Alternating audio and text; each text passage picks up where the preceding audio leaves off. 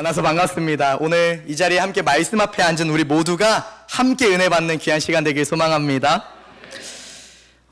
사진 띄워주실래요? 벌써 재작년입니다.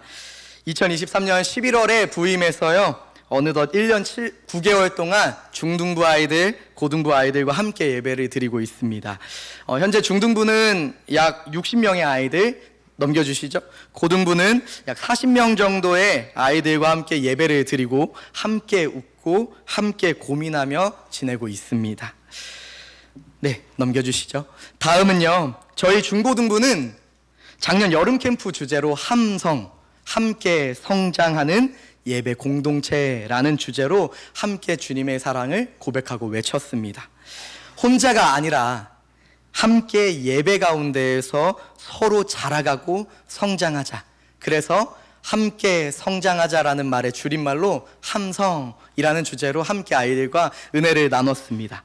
그 다짐은 우리 아이들뿐만 아니라 함께 캠프에 참여했고 함께 그 마음 가지고 예배를 드리는 저와 우리 교사들 모두의 큰 도전이 되었습니다.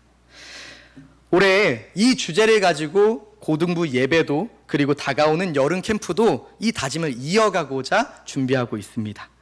우리는 함께 드리는 예배 공동체이고 함께 성장해야 되는 예배자일 줄 믿습니다. 오늘 이 기도의 시간이 단지 중고등부 캠프를 위한 기도의 시간이 아니라 우리 모두가 다시 한번 믿음 안에서 함께 자라나가는 은혜의 시간 되기를 간절히 소망합니다. 이제 말씀을 함께 나누려고 하는데요, 말씀을 시작하기 전에 여러분에게 조심스럽게 질문 2가지를 드리려고 합니다. 이미 주일 예배가 있기도 하고 우린 주일 예배를 드렸는데도 굳이 이렇게 금요일에까지 나와 예배를 드리는 이유가 무엇입니까? 굳이 이 늦은 저녁 시간에 시간을 내서 찬양하고 말씀을 들으러 오시는 이유가 무엇입니까? 이 2가지의 질문을 잠깐 속으로 각자만의 대답을 세워주셨으면 좋겠는데요, 혹시 이 질문에 핵심이자 공통적으로 계속 반복되고 있는 단어가 있습니다. 혹시 찾으셨을까요? 네, 띄워주시죠. 바로 굳이입니다. 사실 이 말은요, 요즘 제가 아이들과 이야기를 나누는 그 대화 속에 자주 등장하는 단어입니다. 중고등부 친구들은 이런저런 이야기들을 나누다 보면 이런 반응들이 나오곤 해요. 전도사님, 학교랑 학원 때문에 쉴 날이 주일밖에 없는 거 아시죠? 근데 꼭 아침에 굳이 예배 드려야 돼요? 솔직히 너무 피곤한데 굳이 예배를 꼭 드려야 돼요? 코로나 때는 영상으로 예배 잘 드렸잖아요. 그런데 굳이 교회에 나와 예배를 드려야 하나요? 어느 날부턴가 아이들이 그냥 툭툭 내뱉는 이 말 속에 굳이라는 말이 제 귀에 쏙 들어오기 시작했습니다. 처음에는 그저 대수롭지 않게 흘려 지나갔는데요, 아이들의 솔직한 표현들이 어느 순간 제 마음을 찌르곤 했습니다. 어쩌면 조금은 투명스럽게 다가오는 저 굳이라는 단어가 아이들을 다시 보게끔 하게 만들기도 했습니다.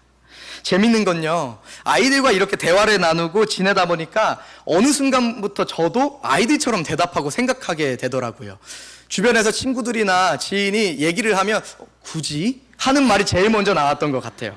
그렇게 아이들에게 야, 굳이라는 말 써야 되겠니? 라고 했지만 저부터도 굳이 이걸 내가 해야 되나? 굳이 지금 말을 해야 될까? 굳이 나까지? 라는 생각이 제 마음속에 자리 잡곤 했습니다. 그러면서 그 말을 내뱉는 제 모습을 발견하면서 저는 한 가지 깨달았습니다. 바로 아이들이 내뱉는 굳이라는 이 말에는 단지 게으름이나 반항적인 마음이 있는 것이 아니라 때로는 피곤함도 있고 낯선 것에 대한 거리감도 있고 내가 하고 싶은 일이 정말 잘 가고 있는 건가? 정말 의미 있는 건가? 하는 조심스러운 질문들도 들어가 있다라는 것을 말입니다. 사실 우리도 크게 다르지 않습니다. 삶을 살아가다 보면 누구나 마음속에 이런 생각이 들곤 하죠. 굳이 내가 이런 것까지 해야 되나? 굳이 이 시점에서 내가 나서야 하나? 굳이 나까지 애써야 하나? 하는 마음들 말입니다. 그렇다면 제가 앞서 질문했던 질문을 다시 한번 해보려고 합니다. 여러분은 굳이 이 자리에까지 나와 예배하는 이유가 무엇입니까? 이 질문이 오늘 말씀의 시작점이자 다가오는 여름 캠프를 준비하는 중고등부 여름 캠프의 시작점입니다. 요즘 청소년들을 보면요, 당연한 것에 쉽게 고개를 끄덕이지 않습니다. 사회가 말하는 마땅히 그래야 해, 원래 그런 거야 라는 말에 자동으로 고개를 끄덕이며 순응하지 않습니다. 우리 아이들은 한 발자국 떨어져 묻곤 합니다. 왜요? 굳이요? 하고 말이죠. 그 짧은 말 안에 어떤 마음이 담겨져 있는지, 특별히 저는 2달간의 아이들과 제자훈련을 하면서 더 깊게 나누었습니다. 사진 하나 띄워주시죠. 이거는 우리 고등부 아이들 제자훈련의 모습이고요. 그 아래는 이제 중등부 아이들의 사진인데요. 약 2달간 중등부 10명의 아이들, 고등부 5명의 아이들과 함께 제자훈련의 시간을 가졌습니다. 아이들은 평소 이 제자훈련의 시간에요, 자세히 다루지 못했던, 예배 시간에 다루지는 못했던 죄와 회개, 구원, 그리고 성령의 이끄심, 특별히 말씀 묵상의 삶 같은 신앙의 핵심적인 요소들을 조금 더 깊이 배우고 나누었습니다. 그리고 그 속에서 자연스럽게 아이들이 평소에는 하지 못했던 질문들과 조심스러운 갈망이 담겨지기 시작했죠. 하나의 일화를 소개하려고 하는데요. 하루는 고등부 제자훈련의 시간이었습니다. 평소보다 그날이 유난히 질문이 많은 거예요. 그날은 성령님이 내 안에 계실 때 우리의 삶은 어떻게 변할까? 라는 주제로 이야기를 나누었습니다. 저는 그 시간에 저의 청소년 시기, 그 청소년 시절의 이야기들, 그리고 제가 정말 만났던 하나님은 어떤 하나님이었는지, 그리고 그 하나님을 만나서 지금의 제가 어떻게 변화되고 있었는지 이야기를 아이들과 솔직하게 좀 나누었어요. 그런데 그 이야기를 듣던 아이들의 눈빛이 조금씩 달라지기 시작하는 겁니다. 아이들이 하나둘씩 입을 열기 시작했어요. 그동안 마음속에 품고 있었던 작고 큰 질문들을 하기 시작했습니다. 그날 아이들의 말투와 표정도 점점 저를 집중하고 있는 게 느껴지더라고요. 저는 처음에 그래, 이제 우리 아이들과 교감하기 시작했구나라는 생각이 들었지만 이 제자훈련의 이야기를 끝낸 후 되돌아보면 그 순간 제가 만난 하나님을 아이들에게 전했기 때문에 그랬다라는 게 느껴지더라고요. 그런데 아마도 아이들이 제자훈련을 하면서 제일 힘들었던 게 매일 묵상하는 거였을 겁니다. 이번에 제자훈련의 포인트가요, 좀 어렵긴 하지만 매일매일 하루에 한 절이라도 큐티하는 거였는데요. 입으로는 말하진 않았지만 아이들 속으로는 분명히 이렇게 생각하고 있었을 거예요. 굳이 큐티를 해야 될까? 제자훈련 시간에만 좀 집중하면 되지 일주일 동안 굳이 성경을 읽어야 하나? 그런데 그날 한 아이가 제자훈련의 시간 속에서 조심스럽게 이렇게 말하는 겁니다. 전도사님, 처음에는요, 왜 매일 큐티를 해야 되는지도 모르겠고 진짜 너무 어렵고 귀찮았는데요, 계속 하다 보니까 어느 순간 예수님이 궁금해졌어요. 제가 믿고 있는 예수님이 누구인지 호기심이 생기기 시작했어요 라는 물음을, 그리고 질문을 대답을 하고 있는 겁니다. 그러면서 그 아이의 고백에 옆에서 듣고 있던 다른 친구들도 고개를 끄덕이며 공감하는 거예요. 그러면서 이렇게 말합니다. 굳이 매일 해야 되나 싶었는데 하다 보니 조금은 알겠어요 라고 얘기하는 거죠. 저는 그 순간 확신했습니다. 아이들이 굳이 해야 되나요? 굳이 이거 해야 돼요?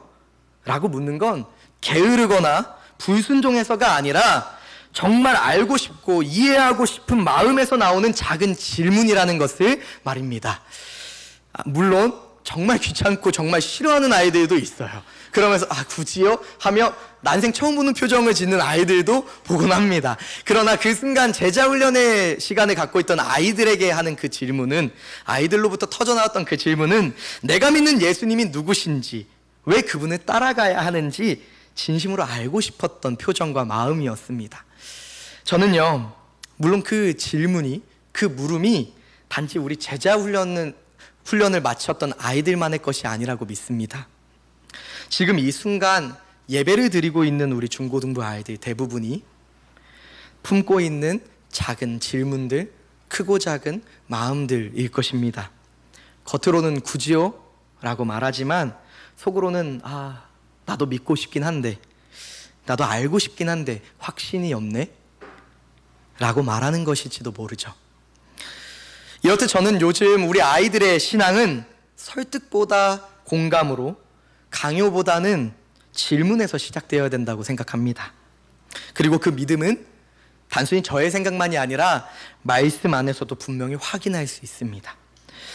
올해 저희 중고등부 캠프의 주제는 The Way, 예수님을 따라가는 길이라는 주제입니다. 교회 학교가 함께 묵상하는 주제이기도 한데요. 길이요, 진리요, 생명이신 예수님을 함께 알아가고자 준비하고 있습니다. 특별히 이 말씀은 2주 전에 우리 남기현 목사님께서 함께 말씀을 전해주셨었는데요. 그래서 우리 다시 한번 그 말씀을 새기면서 함께 14장 6절 말씀, 주제 말씀 한 구절 함께 읽겠습니다. 예수께서 이르시되 내가 곧 길이요 진리요 생명이니 나로 말미암지 않고는 아버지께로 올 자가 없느니라. 아멘. 저희 주제 말씀이니까요, 한 번 더 읽겠습니다. 예수께서 이르시되 내가 곧 길이요 진리요 생명이니 나로 말미암지 않고는 아버지께로 올 자가 없느니라. 아멘. 우리에게도 너무나도 익숙한 말씀입니다. 앞서 우리 아이들이 특송했던 것처럼, 특송으로 고백했던 찬양의 고백처럼 주님은 나의 길이요 진리요 생명이다 라는 이 말은 암송 구절로도 유명한, 정말 우리 모두가 아는 구절이죠.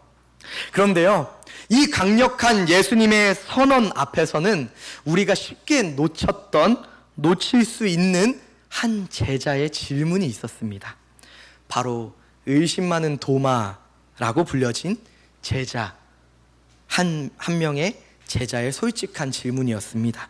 우리 그 도마가 예수님께 한 질문을 함께 고백하겠습니다. 앞절인 5절 말씀 함께 읽겠습니다. 도마가 이르되 주여 주께서 어디로 가시는지 우리가 알지 못하거늘 그 길을 어찌 알겠사옵나이까. 아멘. 도마의 이 질문은 단순한 의문이 아니라 두려움과 혼란, 그리고 간절함이 담긴 진심 어린 고백이었습니다. 주님, 저희는 아무것도 모릅니다. 주님이 어디로 가시는지조차 모르겠는데 우리가 어떻게 그 길을 갈 수 있겠습니까? 우리가 그 길을 어떻게 알 수 있겠습니까? 그러자 예수님께서 그런 도마의 질문에 이렇게 말씀하시는 겁니다. 나는 길이요 진리요 생명이다 라고 말이죠. 그러니까 중요한 것은 우리가 너무나도 잘 알고 있는 이 길과 진리와 생명이라는 예수님의 말씀은 갑자기 주어진 문장이 아니라는 것입니다. 바로 도마의 질문이 시작되었기 때문에 나타난 대답이라는 것이죠. 그리고 예수님께서는 도마가 그렇게 질문하자 가볍게 넘기지 않으셨습니다. 무시하거나 책망하지 않으셨습니다. 오히려 도마의 그 질문에 정면으로 부딪히며 이렇게 대답하신 겁니다. 예수님의 대답을 우리로 표현하면 이렇게 얘기하는 겁니다. 도마야, 내가 바로 그 길이야. 내가 가야 하는 방향이 잘 보이지 않을 때 내가 너의 길이 되어줄게. 진리가 무엇인지 깨닫지 못할 때 내가 진리가 되어줄게. 삶이 막막하고 지쳐있을 때 내가 너의 생명이 되어줄게. 그러니 나를 따라와라. 예수님께서는 그렇게 얘기하신 것일 줄 믿습니다.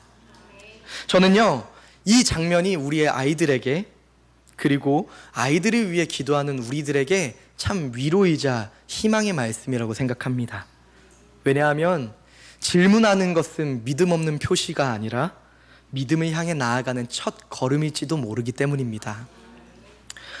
전도사님, 굳이 예배드려야 하나요? 굳이 하나님을 믿어야 하나요? 라는 이 질문은 신앙을 거부하는 것이 아니라 신앙을 자기 삶의 언어로 받아들이고 싶어하는 아이들의 마음일지도 모릅니다. 그렇기에 이 시간 그 질문 앞에서 걱정하고 당황하기보다 그 질문이 바로 예수님의 대답으로 나아가는 출발점이 되기를 우리가 함께 기도하고 기대하며 기다리는 우리 모두가 되기를 간절히 소망합니다. 분명히 우리가 그 아이들이 이 질문을 가지고 우리 앞에 나왔을 때 예수님께서 분명히 대답하실 줄 믿습니다. 저는요, 이 캠프가요, 우리 여름 캠프가 우리 아이들의 안에서 다음과 같은 하나님의 역사로 이루어지기를 소망합니다. 우리 함께 본문 말씀인 에스겔 47장 8절의 말씀 함께 읽어보겠습니다. 그가 내게 이르시되 이 물이 동쪽으로 향하여 흘러 아라바로 내려가서 바다에 이르리니 이 물로 그 바다의 물이 되살아나리라. 아멘. 오늘 이 말씀은 선지자 에스겔이 성전에서 흘러나오는 물, 성전에서 흘러나오는 생명수의 환상을 보는 한 장면입니다. 그 환상은 이렇게 시작되는 거예요. 성전의 문지방 아래에서 흘러나오는 아주 작은 물줄기가요, 흐르고 흐릅니다. 그런데 그 물이 성전 바깥을 지나 동쪽으로 흘러가는데요, 처음에는 발목까지 채워지는데 점점점 그 물이 무릎까지 채워집니다. 그리고 허리까지 채워지고 결국에는 건널 수 없는 깊은 강물이 되는 것이죠. 물이 향한 방향은 동쪽입니다. 성경에서 동쪽은 새로운 시작을 의미합니다. 그 물이 동쪽으로 향해 아라바라는 지역으로 향하는데요, 여기서 말하는 아라바는 사해 지역입니다. 사해 지역은 생명이 살 수 없는 소금기가 많은 바다를 담긴 지역을 의미합니다. 다시 말해서 어떠한 생명도 살 수 없는 곳, 어떠한 것도 소생할 수 없는 곳, 어떤 것도 숨을 쉬는 곳이 아닌 죽어 있는 곳, 그곳이 바로 아라바라는 곳이었는데 성전에서 흐르는 그 물이 이 아라바로 흐르고 있는 것입니다. 그런데 놀랍게도 성전에서 흘러나오는 그 물이 사해에 닿자 그 바다가 살아나기 시작합니다. 이제 그곳에 새로운 시작이 열린 것입니다.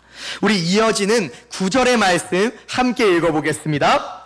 이 강물이 흐르는 곳마다 번성하는 모든 생물이 살고 또 고기가 심히 많으리니 이 물이 흘러감으로 바닷물이 되살아나겠고 이 강이 흐르는 각처에 모든 것이 살 것이며. 아멘.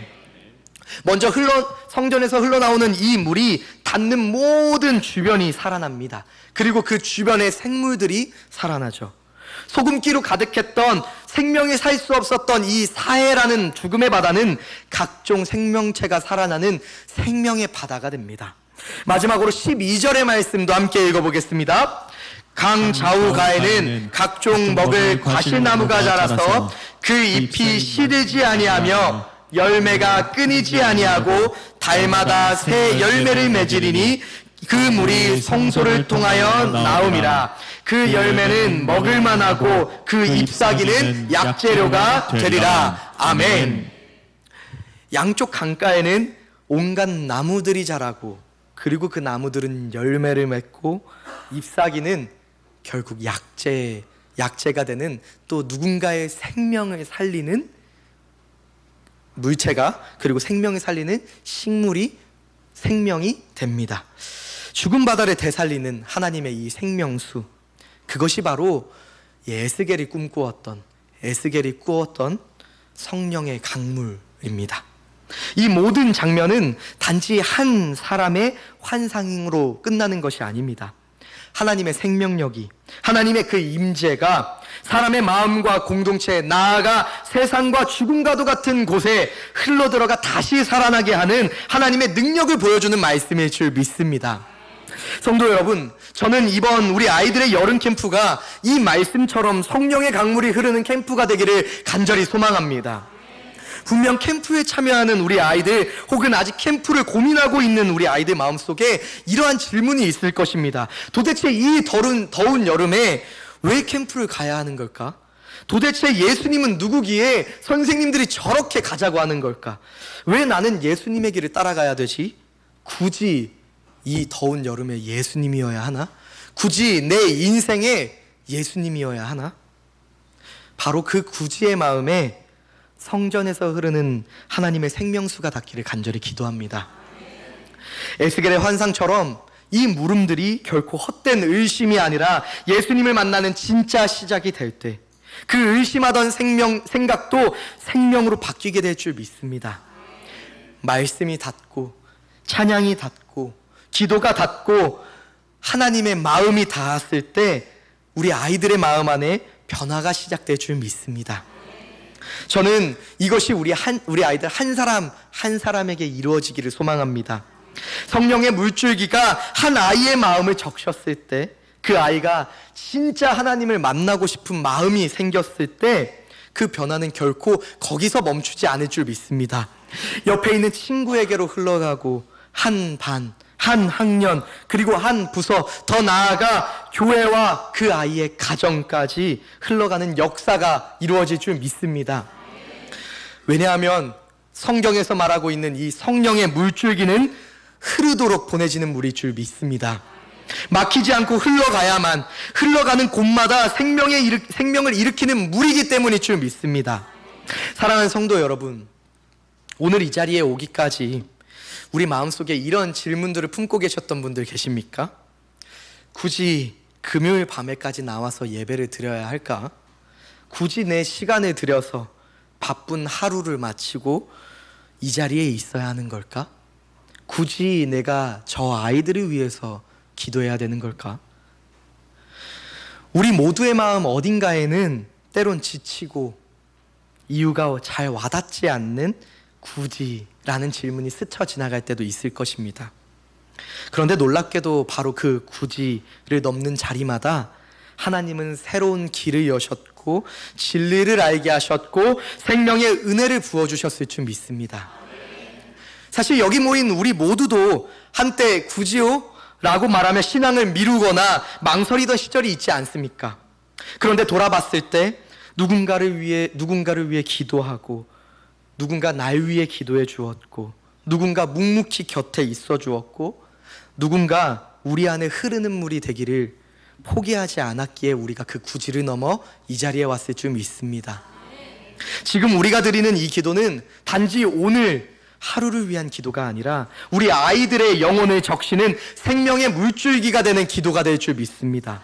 아이들의 마음엔 여전히 굳이요? 제가 왜 그래야 되죠? 라는 물음이 있겠지만 그 질문은 반항의 말이 아니라 하나님을 정말 알고 싶은 갈망, 그런데 답을 알 수 없는 그 답답함, 예수님이 누구신지 더 알고 싶어하는 그들의 외침일지도 모릅니다. 그러니 바라건대 그 마음에 성령의 물이 닿기를, 그 물음이 믿음의 길로 갈 수 있기를 우리가 힘써 기도해야 될 줄 믿습니다.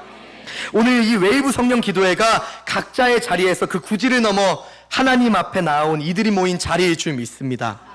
에스겔의 환상처럼 물이 흘러간 동쪽은 회복이 시작됐던 것처럼, 그 은혜가 시작됐던 것처럼 오늘 이 자리에 흐르기 시작한 하나님의 그 생명의 강물이 우리 아이들을 향해, 우리 다음 세대를 향해, 우리 동쪽을 향해 흘러가기를 함께 기도합시다.